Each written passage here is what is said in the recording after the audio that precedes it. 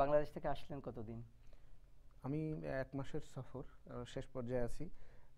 প্রায় 25 দিন পার হয়ে গেছে। আমি আর 4-5 দিন এখানে আছি, আর এরপর আমি দেশে ফিরে যাচ্ছি। ধন্যবাদ। গিয়েই অফিসে জয়েন করবেন? জি। ধন্যবাদ আপনাকে। আপনি জানেন আমরা বাংলাদেশের জাতীয় পত্রিকার শিরোনাম নিয়ে আলোচনা করি, আর তার আগে এখানকার লোকাল পত্রিকা যেদিন বের হয় তার দু একটা শিরোনাম নিয়ে আলোচনা করে থাকি। আমার সামনে আজকে আমার কাছে আছে বাংলা পত্রিকা। বাংলা পত্রিকা শিরোনাম করেছে, মামলার জালে আটকে যাচ্ছে খালেদা তারেক সহ শীর্ষ নেতারা, দেশ জুড়ে আকস্মিক গণগ্রেপ্তার। নিউজটা ডেফিনিটলি পড়েছেন, আমি দেখেছিলাম স্টুডিওতে বসে আপনি নিউজ পেপারের উপরে চোখ বুলাচ্ছেন। আমাদের এই পত্রিকা বাংলা পত্রিকা, আপনি মন্তব্য সহকারে কিছু বলবেন? ধন্যবাদ। আমাদের বাংলাদেশের রাজনৈতিক যে চিরাচরিত একটি নিয়ম, যে যারা ক্ষমতায় থাকে, ক্ষমতা থেকে চলে যাওয়ার পরে তাদের বিরুদ্ধে নানা কারণে, সঙ্গত অসঙ্গত নানা কারণেই সরকার যারা ক্ষমতায় থাকেন তারা মামলা করে থাকেন। তো বিএনপি বিগত অনেক দিন ক্ষমতার বাইরে, এবং তাদের বিরুদ্ধে সরকার অনেকগুলি মামলাই বিভিন্ন ইস্যুতে করেছে। তো আপনাদের যে বিশেষ রিপোর্ট আমি সেটা পড়েছি, সেখানে আপনারা যেটি দেখাতে চেয়েছেন এবং যেটি উল্লেখ করেছেন তা হচ্ছে যে বেগম খালেদা জিয়া, তারেক রহমান সহ শীর্ষ নেতৃত্ব যারা আছেন দলের, প্রায় অনেকের বিরুদ্ধেই একাধিক মামলা আছে, এবং সেই মামলাগুলো নিয়ে আপনারা বিশেষ রিপোর্টটি করেছেন যে মামলার জালে বিএনপি। আসলেই কথাটি সত্যি যে বিএনপি শীর্ষ নেতৃত্ব যারা নেতৃত্ব দিচ্ছেন তাদের বিরুদ্ধে যে মামলা করা হচ্ছে, যে অর্থাৎ আন্দোলন, নির্বাচন যেগুলোই হোক, সরকারের একটি কৌশলের অংশ হিসেবে সেগুলি করা হচ্ছে, আন্দোলনকে দমন করার সেগুলোই মনে হচ্ছে এরকম। যে মামলা, অনেক মামলা, অভিযোগপত্র দাখিল করা হয়েছে, অনেক মামলা বিচার কাছাকাছি পর্যায়ে আছে। যেমন বেগম খালেদা জিয়ার বিরুদ্ধে যে মামলা আছে, আজকে এখানে রাত, বাংলাদেশ সকাল হতে যাচ্ছে। তো সকাল সেখানে বেগম খালেদা জিয়া দুটি মামলায় আদালতে আজ হাজিরা দিতে যাবেন বলে এমন কথা রয়েছে। জিয়া চ্যারিটেবল ট্রাস্ট এবং জিয়া অরফানেজ ট্রাস্ট যে দুর্নীতি মামলা, সেই দুটি হাজিরা দিবেন। তো এই মামলাটিও অনেক এগিয়ে গেছে, মানে বিচার প্রক্রিয়া অনেক এগিয়ে গেছে। তো তারই ধারাবাহিকতা তিনি সেখানে আজকে হাজিরা দিবেন, এবং এই হাজিরাকে কেন্দ্র করে যেটা আমরা পত্রপত্রিকায় জানতে পেরেছি যে বিএনপির পক্ষ থেকে এক ধরনের শোডাউনের প্রস্তুতি নেওয়া হয়েছে, সেখানে অনেক নেতাকর্মী উপস্থিত হবেন, এমনটাই জানা গেছে। ধন্যবাদ আপনাকে। আমরা এখন দেশের জাতীয় পত্রিকার শিরোনামগুলোতে যাই। আমি দেখতে পাচ্ছি মানব জমিন রিপোর্ট করেছে 5ই জানুয়ারির শোডাউন সম্বন্ধে, লিখেছে আওয়ামী লীগ বিএনপি মুখোমুখি। তারপরে আছে ট্রাইব্যুনালে সৈয়দ কায়সারকে ফাঁসি, আমার দেশ করেছে। ঋণ খেলাপির জন্য বড় ছাড়, প্রথম আলো। খালেদা জিয়ার ন্যায় বিচার পাওয়া নিয়ে শঙ্কা বিএনপির। একটু আগে আপনি বললেন যে যে সরকার পাওয়ারে থাকে সে সরকার একটু দমন করবার চেষ্টা করে, সেসব কিছু একটা হবে হয়তো। আমরা শুরু করি মানব জমিন দিয়ে। মানব জমিনের আওয়ামী লীগ বিএনপি মুখোমুখি 5ই জানুয়ারি শোডাউন নিয়ে আপনি যদি কিছু বলেন। আপনারা হয়তো জানেন যে বিগত 5 জানুয়ারি যে প্রশ্নবিদ্ধ যে নির্বাচন, দেশে বিদেশে যেটা নিয়ে অনেক সমালোচনা আছে, সেই নির্বাচনটার পরবর্তীতে বিএনপি 1 বছরে খুব বেশি বড় ধরনের কোনো কর্মসূচি দেয়নি। তো অনেকটা দল গোছানো বা নিজেদের গুছিয়ে আনা, এসবের মধ্যেই ব্যস্ত সময় কেটেছে বিএনপির, বা কার্যত বিরোধী দল না হলেও প্রায়শই বলেছে যে আমরা এই ধরনের আন্দোলন করব, কিন্তু করেন নাই। জি।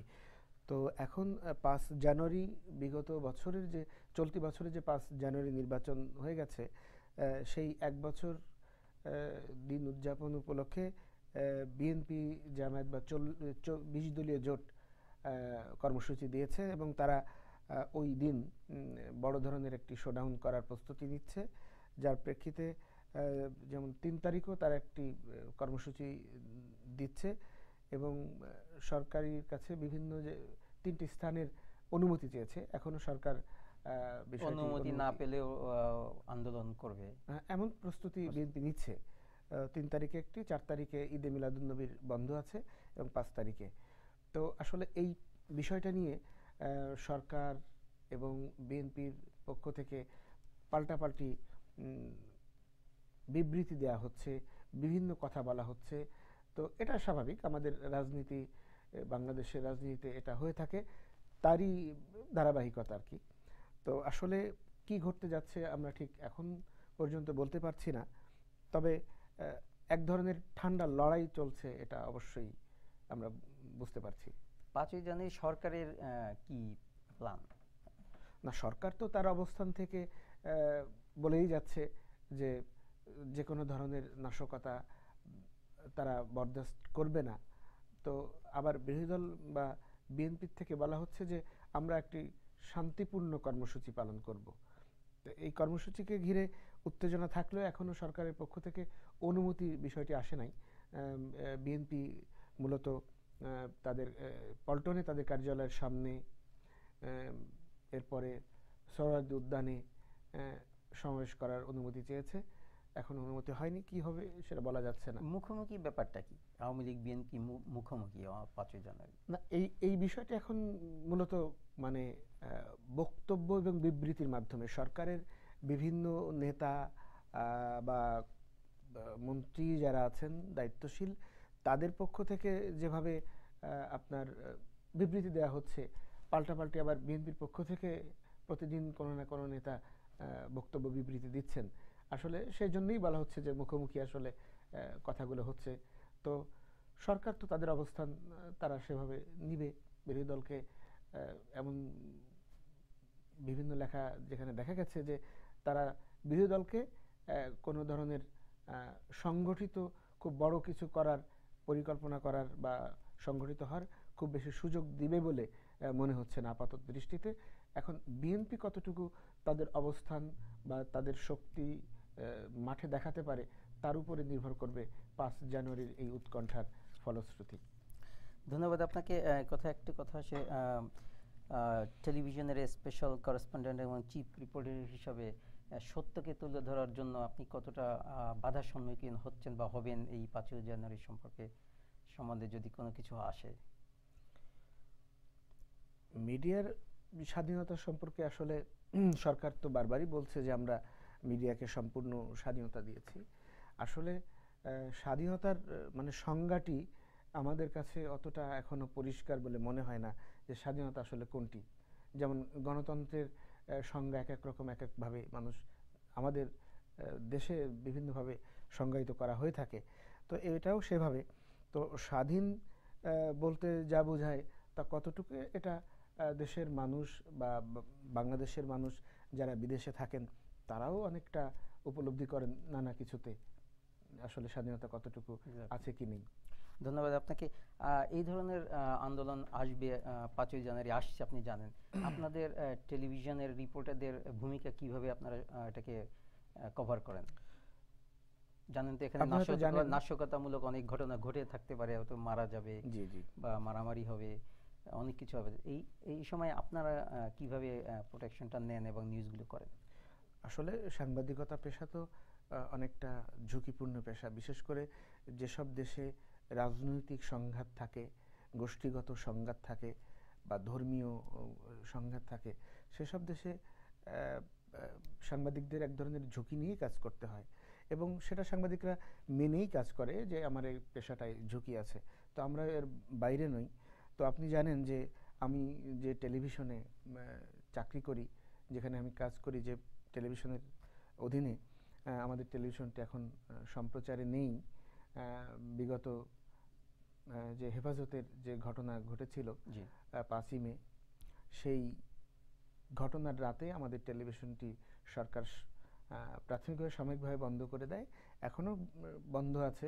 আমরা আসলে চেষ্টায় আছি বন্ধ করে দেওয়ার জন্য দাবি জানিয়েছি সরকারের পক্ষ সরকার থেকে। বাধাটা কি? বন্ধ করে দিয়েছে কেন? একটা কারণ তো দর্শক না, তারা সেদিনের 5 জানুয়ারি, সরি দুঃখিত, 5ই মের যে ঘটনা ছিল হেফাজতের, সেই ঘটনায় হয়তো তারা কি মনে করে বিষয়টি করেছে আমরা আসলে এখনো বোধগম্য পর্যন্ত নই। বোধগম্য। কারণ হচ্ছে যে আমি নিজে দায়িত্ব নিয়ে বলতে পারি আমার প্রতিষ্ঠানের কথা, যে আমরা এই ঘটনাকে কেন্দ্র করে এমন কিছু আমরা মানে সম্প্রচার করি নাই যেটা বিষয়টি সরকার আমাদের বিরুদ্ধে অভিযোগ এনেছেন যে ধর্মীয় অনুভূতিতে আঘাত। আসলে আমরা ওইভাবে এমন কিছুই করি নাই। আমি নিজে দায়িত্ব নিয়ে বলতে পারি, আমি মাঠে ছিলাম, কাজ করেছি। তো যাই হোক, সরকারের সিদ্ধান্ত সরকার নিয়েছেন, তাদের এভাবে হতে পারে না যে ঠিক আছে আপনি ধর্মীয় অনুভূতিতে আঘাত করেছেন, সরকার এটাকে কোর্টে কেস করবে, কোর্ট এটাকে বিচার করবে, তারপরে কোর্ট যদি অর্ডার করে বন্ধ করে দিবে তাহলে ঠিক আছে। সরকার এভাবে হঠাৎ করে বন্ধ করে দিবে, এটা কি ঠিক? আপনি কি মনে করেন? নাকি ওভাবে যদি আসে এটাই ঠিক? আমার কাছে মনে হয় কেস হবে, কোর্টে যাবে, কোর্ট রায় দিবে, এটাকে বন্ধ করে দেওয়া হচ্ছে, কোর্ট বিচার করবে, কোর্ট গভর্নমেন্টেরও বিচার করে, সেভাবে বন্ধ হওয়াটা কি মে মাসের 5 তারিখে মানে দিন শেষে রাতে, যখন গভীর রাতে আমাদের টেলিভিশনটি সম্প্রচার বন্ধ করে দেওয়া হয়, তো তার পরবর্তীতে সরকারের পক্ষ থেকে বলা হয়েছিল যে এটি সাময়িক ব্যবস্থা, আমরা সরকার তদন্ত করে পরবর্তীতে সিদ্ধান্ত নেবেন। তো আসলে আমরাও আশায় ছিলাম যে, এবং নিজেদেরও আমরা জানি যে আমরা আসলে কি কাজ করেছি, নিজেদের প্রতিও তো আমরা বিশ্বাস আছে আমাদের। তো সরকার আসলে বারবার বললেও আমরা সরকারের কাছ থেকে শুধু বিবৃতি বক্তব্য পেয়েছি, কার্যকর আমরা কোনো পদক্ষেপ পাইনি। শুধুমাত্র আমাদের সাময়িক কথা বলে, যেটা একটা চিঠি দেওয়া হয়েছে পরবর্তীতে, যে সাময়িকভাবে সম্প্রচার বন্ধ করার, কিন্তু সাময়িক এখনো দীর্ঘায়িত হচ্ছে, জানি না। ঘটনাটি যেদিন ঘটেছে সেই দিনকেই বন্ধ করে দিয়েছে। হ্যাঁ, ওই রাতে। এটা তো মনে হয় ঠিক না। আপনারা যদি এর ধরনের বিরোধী গণবিরোধী কোনো কিছু প্রচার করেও থাকেন তাহলে এটা কোর্টের মাধ্যমে আসা উচিত। কোর্ট এটা ব্যাপারটা এরকম হতে পারে যে এটা বিচারাধীন আছে, বন্ধ হবে কিনা এটা কোর্ট ডিসিশন নেবে। এই বিষয়টি নিয়ে আমরাও বিস্মিত যে আমাদেরকে বন্ধ করার 2 দিন পরে যখন চিঠি দেয়া হইল যে সাময়িকভাবে এটা সম্প্রচার বন্ধ থাকবে এবং আমাদেরকে কারণ দর্শানো হলো, আমরা চিঠির জবাব দিলাম, কিন্তু এতদিনেও আমরা সরকারের পরবর্তী পদক্ষেপ আমরা এখনো দেখতে পাই। আপনি তো কয়েকদিন পরে দেশে যাচ্ছেন, আমার মনে হয় আপনি দেশে গিয়ে ধরনের কিছু চিন্তা করতে পারেন আপনাদের নিউজ অ্যাসোসিয়েশন নিয়ে, যে এভাবে হঠাৎ করে বন্ধ না করে দিয়ে বিচারটা বিচারাধীন করে বিচারালয় থেকে আসুক, এটা বন্ধ হবে কি হবে না। তাহলে আমার মনে হয় নিউজ পত্র বা সংবাদ গণমাধ্যমের স্বাধীনতা ক্ষুণ্ণ থাকে। অবশ্যই সত্যি বলেছেন যে আসলে প্রত্যেকটা মানুষের মত পদ আদর্শ থাকতে পারে, তার নিজের বিষয়, কিন্তু আমরা সাংবাদিক হিসেবে, সংবাদকর্মী হিসেবে আমরা যে কাজটি করি, যে আমাদের তো দর্শক তো আমাদের কোনো রাজনৈতিক বলয়ের দর্শক না, আমাদের দর্শক সবাই। আমরা একজন মানুষ হিসেবে মানুষকে বিবেচনা করেই আমাদের সব কিছু সম্প্রচার হয়ে থাকে। এবং এটি হয়তো আপনিও জানেন যে আমাদের টেলিভিশনটি ইসলামিক টেলিভিশন, একটি বিশেষায়িত টেলিভিশন, যেটি ইসলাম প্রচারের কাজেই যেটি চলে, এবং এর বাইরে আমাদের সংবাদ রয়েছে, যাতে আমাদের যারা দর্শক রয়েছেন, শ্রোতা রয়েছেন, তারা আমাদের কাছ থেকেও কিছু সংবাদ পান, এমনটি লক্ষ্য নিয়ে আমরা কাজ করছি। ধন্যবাদ জনাব রফিকুজ্জামান। আমাদের বিরতির সময় হয়ে এসেছে, আমরা একটা ছোট্ট বিরতি নিয়ে আমরা আবারও আলোচনায় ফিরে আসব। প্রিয় দর্শক, ছোট্ট একটি বিরতি নিতে যাচ্ছি, বিরতির পরে আবারও ফিরে আসছি আমাদের আলোচনায়, আমাদের সঙ্গেই থাকুন।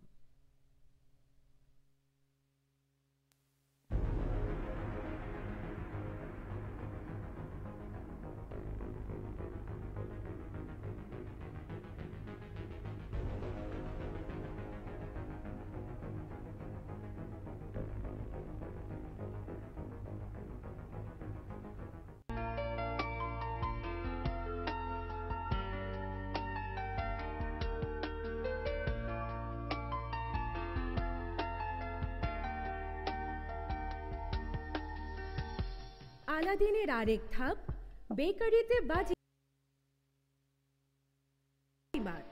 স্বাদে গন্ধে বাংলাদেশ, প্রবাস জুড়ে মিলছে বেশ। Aladdin restaurant, 29-06 36th Avenue, Astoria, New York 11106. আমি ডাক্তার মোহাম্মদ মফিদ। আমাদের দুটি শাখা আছে, একটি জামাইকাতে, একটি ফুলটন স্ট্রিট। আমরা সব ধরনের দাঁত এবং মাড়ির চিকিৎসা করে থাকি। আপনাদের যে কোনো প্রয়োজনে আমাদের কাছে আসতে পারেন। আপনারা যত্ন সহকারে আন্তরিকতার সাথে আপনাদের সেবা দেবেন।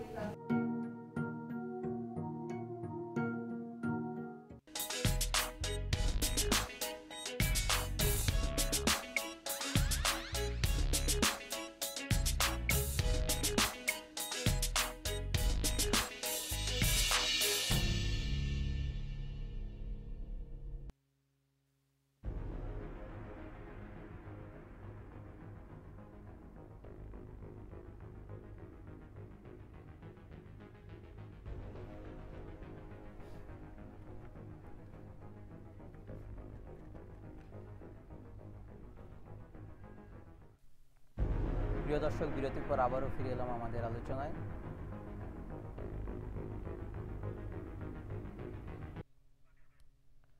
প্রিয় দর্শক, বিরতির পর আবারও ফিরে এলাম আমাদের নির্ধারিত আলোচনায়। আমার সঙ্গে আজকের অতিথি জনাব Rafiquzzaman, special correspondent and chief reporter, Islamic TV, আমাদের স্টুডিওতে এসেছেন। বাংলাদেশ থেকে এসেছেন উনি, আমাদের আমন্ত্রণেই উনি এসে আমাদেরকে সম্মানিত করেছেন। জনাব রফিকুজ্জামান, আমরা আলোচনা করছিলাম দেশের নিউজ পেপারের শিরোনাম নিয়ে। আমার সামনে আছে আমার দেশ পত্রিকা, ওখানে শিরোনাম করেছে ট্রাইব্যুনালে সৈয়দ কায়সারকে ফাঁসির আদেশ। নিউজটা পড়ে থাকবেন। ধন্যবাদ। মানবতা বিরোধী যে অপরাধের বিচার বাংলাদেশে হচ্ছে, তো সৈয়দ মোহাম্মদ কায়সার, উনি ওনার বিরুদ্ধে অভিযোগ উনি 1971 সালে পাক বাহিনীর পক্ষে ছিলেন এবং মানবতার বিরোধী যে অপরাধ সেটি তিনি করেছেন। তো ট্রাইব্যুনালের যে সর্বশেষ ওনার যে রায়টি হয়েছে, ফাঁসির আদেশ হয়েছে এবং এই নিয়ে মানে 14টি রায় দিয়েছে ট্রাইব্যুনাল এবং 14টি রায়ে 15 জনের সাজা হয়েছে। এর মধ্যে 12 জনের মৃত্যুদণ্ড মানে এখানে আদেশ হয়েছে। তো একটি কার্যকর হয়েছে ইতিমধ্যেই, কাদের মোল্লার। তো আপনি জানেন যে সৈয়দ মোহাম্মদ কায়সার উনি জাতীয় পার্টির এমপি ছিলেন এবং প্রতিমন্ত্রীও ছিলেন। তো এই হচ্ছে অবস্থা। ধন্যবাদ আপনাকে। আরেকটি নিউজ আসছে সুন্দরবনে তেলবাহী জাহাজ নিয়ে, যে নিউজটা কয়েকদিন বেশ কয়েক সপ্তাহ ধরে হচ্ছে। এই নিউজটা আপনি পড়ে থাকবেন, এই সম্বন্ধে আপনার মতামত বলবেন কি? হ্যাঁ, বিগত কয়েকদিন আগে সুন্দরবনে যে তেলবাহী একটি ট্যাঙ্কার ডুবে যায় এবং সেখান থেকে প্রচুর পরিমাণে তেল সাগরের পানিতে, নদীর পানিতে, সুন্দরবন সংলগ্ন বিভিন্ন জায়গায় ছড়িয়ে যায় এবং তার প্রেক্ষিতে পরিবেশ, সুন্দরবনের দীর্ঘমেয়াদী ক্ষতি হয়ে গেছে। হ্যাঁ, পরিবেশবাদী বিশেষজ্ঞরা তারা পরিবেশ বিপর্যয়ের এক ধরনের আশঙ্কা করছেন এবং আমরা সর্বশেষ যে খবরটি দেখতে পাচ্ছি যে জাতিসংঘ থেকে একটি প্রতিনিধি দল সেখানে পাঠানো হয়েছে এবং তারা বিষয়টি পর্যবেক্ষণ করছেন ঠিক যেইখানটায় এই জাহাজটি ডুবেছে এবং তার চারপাশে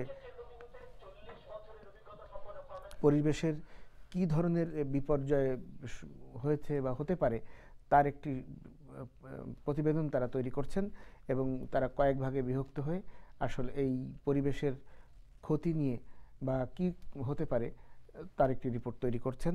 তো আসলে আমরা এই বিষয়টি নিয়ে অনেক আলোচনা দেখেছি পরিবেশবাদীদের কাছ থেকে, সরকারের পক্ষ থেকে, বিরোধী দলের পক্ষ থেকে, বিভিন্ন রাজনৈতিক নেতারা বলেছেন যে এই বিষয়টি সরকারকে প্রথম থেকেই সতর্ক হওয়া উচিত ছিল এবং কিন্তু সরকারের পক্ষ থেকে খুব বেশি গুরুত্ব দেয়া হয়নি।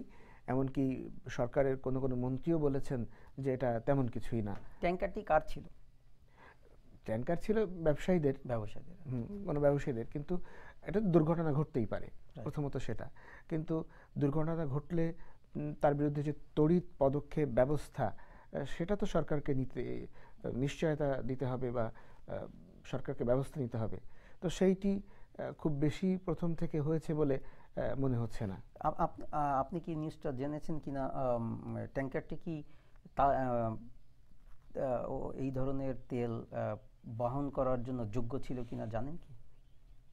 না, আসলে এটি তেলের ট্যাঙ্কার ছিল না, কিন্তু বাংলাদেশে তো অনেক কিছুই সম্ভব করা হয় নানাভাবেই, এবং দুর্ঘটনার পরে এটা নিয়ে আলোচনা হয়, কিছুদিন পরে এই বিষয়টা নিয়ে আলোচনা হয় না, সরকার ভুলে যায়। তদন্ত রিপোর্ট আমরা আলোর মুখ দেখে কিনা আমরা খুব বেশি, আমাদের কাছে তথ্য নেই যে তদন্ত এ পর্যন্ত যতগুলো দুর্ঘটনা এই যে ঘটেছে। বললেন যে আলোচনা হয় না, এটার জন্য কি মিডিয়া কি দায়বদ্ধ? আপনার কাছে কি মনে হয় মিডিয়া কি স্মরণ করিয়ে দিবে এরকম কিছু? বাংলাদেশে এত সমস্যা প্রতিনিয়ত ঘটছে, তো মিডিয়া তো স্মরণ করিয়েই দেয়, এবং মিডিয়ার আলোকেই অনেক কিছু ব্যবস্থা সরকার নেয় বা নিতে বাধ্য হয়। কিন্তু সরকারের পক্ষ থেকে যে ধরনের মানে পদক্ষেপ, তাদের যে মনিটরিং সেল অথবা তাদের এই ব্যবস্থাগুলো নেওয়ার জন্য যে কার্যকর পদক্ষেপ, এটি খুব বেশি সরকার নিয়ে এখনো পর্যন্ত সফলতা দেখাতে পারে নাই। সরকার তো আসলে তাদের অনেক কাজ থাকে, তার মধ্যে এই কাজে আমরা বিভিন্ন দুর্ঘটনা ঘটে, তদন্ত কমিটি হয়, তদন্ত কমিটি রিপোর্ট দেয়, কিন্তু সেই রিপোর্ট অনুযায়ী কোনো ব্যবস্থা বা তার রিপোর্টের সুপারিশমালা বাস্তবায়ন খুব বেশি একটা হয় না। ধন্যবাদ আপনাকে। দৈনিক ইনকিলাব রিপোর্ট করেছে ছাত্রলীগ ছাত্রদল মুখোমুখি, আবার গাজীপুরে ছাত্রলীগ সমাবেশ। আপনি নিউজটা পড়ে থাকবেন। হ্যাঁ, বিগত কয়েকদিন যাবৎ এই গাজীপুরের সমাবেশ নিয়ে বেশ আলোচনা হচ্ছে। বিশেষ করে ২০ দলীয় জোট বিএনপি নেতৃত্বাধীন তারা একটি সমাবেশ আহ্বান করেছে ইতিমধ্যেই, এবং পরবর্তীতে ছাত্রলীগের পক্ষ থেকে ওই সমাবেশ স্থলে পাল্টা একটি সমাবেশের ঘোষণা দেওয়া হয়েছে। তো ছাত্রলীগের যে দাবি বা অভিযোগ সেটি হচ্ছে যে সাম্প্রতিক সময়ে লন্ডনে তারেক রহমানের যে বক্তব্য, তার কিছু বক্তব্য সম্পর্কে তারা এক ধরনের বক্তব্য বিবৃতি এবং তার পাল্টা ব্যবস্থা হিসেবে তারেক রহমান যে বক্তব্য দিয়েছেন, এটা সত্যতা কতটুকু? না, এটা রাজনৈতিক বক্তব্য, সত্য মিথ্যার বিচার আসলে অন্য আলোচনার বিষয়। এটা রাজনৈতিক বক্তব্য, তো রাজনৈতিক বক্তব্যের জবাবটাও তো রাজনৈতিকভাবেই আসবে। তারেক জিয়া তো অনেকগুলো বইয়ের রেফারেন্স দিয়েছে, কিন্তু আওয়ামী লীগের পক্ষ থেকে তো এই ধরনের কোনো রেফারেন্স দেওয়া হয় নাই। আমরাও সেটা চাই যে আসলে তারেক রহমান যে কথাগুলো বলেছেন সেটার জবাবটা প্রতিপক্ষ থেকে তথ্যভিত্তিক হতে হবে। তারেক রহমান যে বইয়ের উদ্ধৃতি দিয়েছেন বা যে ঘটনার কথা বলেছেন, প্রতিপক্ষ থেকে এ ধরনের যদি বিবৃতি দেয়া হয় সেটা আমাদের জন্য, সবার জন্যই মঙ্গল। কারণ মাঝে মধ্যে তিনি যেসব বক্তব্য দিয়েছেন, আওয়ামী লীগের পক্ষ থেকে অনেক ধরনের অনেকটা তিক্ত বা ধারালো প্রতিবাদ সেখান থেকে করা হয়েছে। তো আমরাও চাই যে সেটা সেভাবেই হবে। এবং তার আলোকে যে আপনি বলছিলেন যে গাজীপুরের জনসভা, তো জনসভাটি এখনো পর্যন্ত বিএনপি যে সিদ্ধান্ত সেখানে হবে, তো পরবর্তীতে কি সিদ্ধান্ত হবে ঠিক জনসভাটি কবে হতে? ২৭ তারিখে দিন নির্ধারিত আছে। তো ছাত্রলীগ প্রতিজ্ঞাবদ্ধ, তো সরকারকে বিষয়টি ভাবতে হবে। এই সিদ্ধান্ত ছাত্রলীগ সরকার দলীয় যে আওয়ামী লীগ তাদেরই সহযোগী সংগঠন, তো সরকারের টোটাল সিদ্ধান্তের উপরে আসলে এখানে অনেক কিছু নির্ভর করছে, এবং বিএনপি এই বিষয়গুলোকে কিভাবে মোকাবেলা করে সেটাও অনেকটা নির্ভরশীল সমাবেশের ভবিষ্যৎ নিয়ে। ধন্যবাদ আপনাকে। প্রথম আলো বাংলাদেশ রিপোর্ট করেছে শিরোনামে, খালেদা জিয়ার ন্যায় বিচার পাওয়া নিয়ে শঙ্কা বিএনপির। জি, নিউজটা আপনি পড়ে থাকবেন। হ্যাঁ, এই বিষয়টি আমি কিছুক্ষণ আগে শুরুতে আলোচনা হয়েছিল যে বেগম খালেদা জিয়া বাংলাদেশে সকালে উনি মামলায় হাজিরা দিতে যাবেন, যে মামলার বিচার চলছে, দুটি মামলায়। তো এই বিষয় নিয়ে দলের ভারপ্রাপ্ত মহাসচিব মির্জা ফখরুল ইসলাম আলমগীর তিনি আজকে সংবাদ সম্মেলনে বলেছেন, এবং তিনি অভিযোগ করেছেন যে এই মামলায় ন্যায় বিচার তারা পাচ্ছেন না, এমনটি তিনি আশঙ্কা করছেন যে ন্যায় বিচার নিয়ে তারা মূলত আশঙ্কা প্রকাশ করেছেন এবং একথা বলেছেন যে এই মামলা আর কোনো ভিত্তি নেই এবং এই মামলাগুলি যখন দায়ের করা হয়েছিল বিগত তত্ত্বাবধায়ক সরকার যেটি 111 সরকারের সময়, সেই সরকারের সময় বর্তমান প্রধানমন্ত্রী মাননীয় প্রধানমন্ত্রী শেখ হাসিনার বিরুদ্ধে মামলা যা করা হয়েছিল এবং সেগুলি প্রত্যাহার করে নেওয়া হয়েছে নানা কার্যক্রমের মাধ্যমে, কিন্তু বেগম খালেদা জিয়ার বিরুদ্ধে যে মামলাগুলি রয়েছে সেগুলি এখনও বিচারাধীন রয়েছে। সেগুলোই মূলত তিনি সংবাদ সম্মেলনে বলেছেন এবং এ থেকেই তিনি আশঙ্কা প্রকাশ করেছেন ন্যায় বিচার পাওয়া নিয়ে। ধন্যবাদ আপনাকে। আমাদের সময় শেষ হয়ে এসেছে, আজকে এই পর্যন্তই। আপনাকে আমাদের স্টুডিওতে আসবার জন্য অসংখ্য ধন্যবাদ। প্রিয় দর্শক, আমাদের স্পেশাল অতিথি ছিলেন Rafiquzzaman, special correspondent and chief reporter from Bangladesh Islamic TV. আমরা ওনাকে পেয়ে অত্যন্ত গর্বিত। আজকে আমাদের আলোচনা এই পর্যন্তই। আমাদের সঙ্গেই থাকুন।